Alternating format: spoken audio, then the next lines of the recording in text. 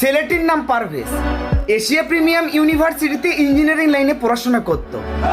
লাঞ্চের টাইমে বন্ধু বান্ধবের সাথে চা স্টলে গিয়ে সিঙ্গারা খাওয়ার পাশাপাশি একটু হাসাহাসি, আর তাদের পাশেই বসেছিল দুইটা নরখাদক ডাইনি। বন্ধু বান্ধব একসাথে থাকলে একটু হাসাহাসি একটা স্বাভাবিক ব্যাপার, কিন্তু তার এই হাসিটা যেন তার মৃত্যুর কারণ হলো। কিছু সাবরি পোলাপান আছে না, যারা মেয়েদেরকে ইমপ্রেস করার জন্য সবকিছুই করতে পারে। আজকে দুইটা কলঙ্কিত মেয়ের জন্য কতগুলো ফ্যামিলি নষ্ট হয়ে গেল, কতগুলো ফ্যামিলি ধ্বংস হয়ে গেল। দুবাইয়ের শেখ মেহেরাকে চিনো, যার নিচের তেনা বহন করার যোগ্যতা তোমরা রাখো না। তার দিকে তাকিয়েও কত মানুষ হাসাহাসি করে। কই আমরা কখনো তো শুনিনি যে তার হাসির কারণে কাউকে সে মেরে ফেলেছে। তোমরা কি হয়ে গেছো? তোমাদের কি এত বড় ইগো যে তোমাদের ইগোর কারণে আজকে কয়টা মানুষ নষ্ট হয়ে গেল? এটা কি তোমরা একবার ভেবে দেখেছো?